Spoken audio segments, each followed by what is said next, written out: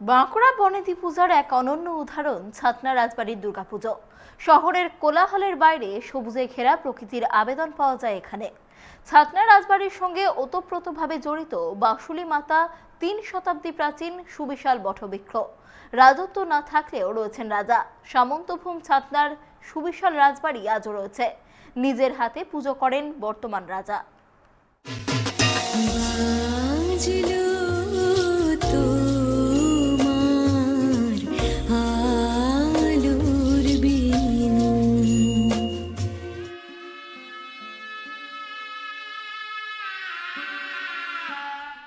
বাঁকুড়া জেলার এই রাজবাড়ির দুর্গাপুজোর ইতিহাস জানলে অবাক হবেন অনেকেই।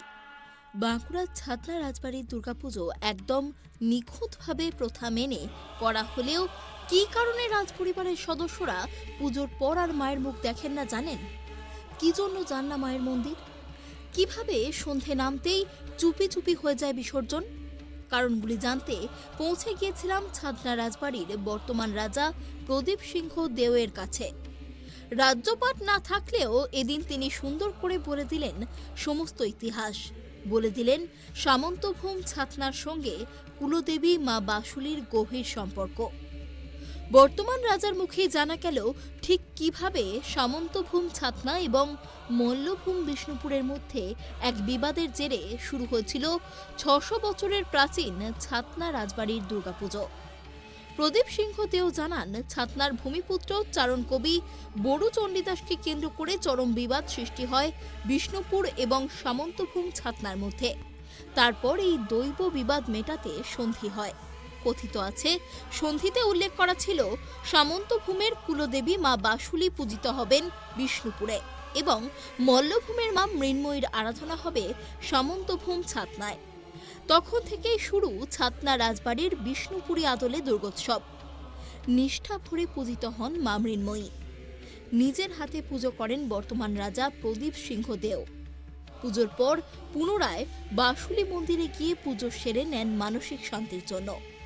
নির্ঘণ্ট অনুযায়ী ছাতনার রাজবাড়িতে দুর্গোৎসব শেষ হলে মন্দিরে এসে মায়ের মুখ দেখেন না রাজপরিবারের সদস্যরা।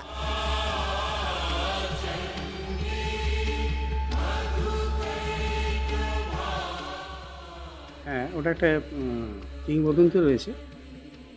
আমাদের বাঁশুলি পূজক চণ্ডীদাস সে সময় চণ্ডীদাসের সঙ্গে রামীর একটা প্রেমের ব্যাপার হয়েছিল। তাকে কেন্দ্র করেই সে সময় রাজা চণ্ডীদাসকে বিতাড়িত করে দিয়েছিলেন এবং মল্লভূম চণ্ডীদাসকে আশ্রয় দিয়েছিলেন। শোনা যায় তাকে কেন্দ্র করেই একটা বিবাদের সৃষ্টি হয়েছিল। তো বিবাদের পরবর্তীকালে শোনা যায় যে সামন্তভূম থেকে দেবী বাঁশুলির এবং ওদিক থেকে অর্থাৎ মল্লভূম থেকে মদনমোহনের একটা দৈব বিবাদ বলতে পারেন হতে থাকে। তো তার জন্যে সেই বিবাদ সন্ধি করেছিলেন শিব শোনা যায়, এবং দুই শক্তির যেটা সন্ধি হয়েছিল যে জায়গাতে সেটা হলো একটেশ্বরের শিব, যিনি একতার ঈশ্বর। দুই রাজ্যের একটা সন্ধির ব্যাপার হয়েছিল। তো আপনি বললেন যে কেন্দ্রটা হচ্ছে ওই চণ্ডীদাসকে নিয়েই। পরবর্তীকালে চণ্ডীদাস বলতে বড়ু চণ্ডীদাস? হ্যাঁ, বড় চণ্ডীদাস। তার পূজককে কেন্দ্র করেই হয়েছিল এবং সন্ধির একটা শর্ত ছিল, ওখানকার যে মৃন্ময়ী অর্থাৎ বিষ্ণুপুরের মৃন্ময়ী পুজো এখানে হবে সামন্তভূমে অন্য পূজার প্রচলন তখন ছিল না। আর এদিকে ছিল মা বাঁশুলির পুজো। তো সেই শর্ত অনুসারে বিষ্ণুপুর অর্থাৎ মল্লভূম বাঁশুলির পূজা সে সময় থেকে প্রচলন হয়েছিল। অর্থাৎ সেই সন্ধিকে কেন্দ্র করেই আজকের এখানে আমরা দাঁড়িয়ে আছি এই দুর্গা মন্দিরে। এর সূচনা কিন্তু প্রায় 600 বছর আগে। তো এর একটা বিশেষ ঐতিহাসিক গুরুত্ব রয়েছে। যেমনি রয়েছে বড়ুচন্ডী দাসের ব্যাপারটা, তেমনি রয়েছে মা বাসুলির ব্যাপার, এবং তাকে কেন্দ্র করে এই যে দুর্গাপূজার ব্যাপারটা রয়েছে। মানে আজও সেই সন্ধি মেনে পুজো চলছে। হ্যাঁ, সেই সন্ধি মেনে পুজো হচ্ছে। বিসর্জনের দিন সময় হলে সূর্যাস্তের পর ছাতনার এক বিশেষ পাড়া থেকে জমা হন একাধিক মানুষ।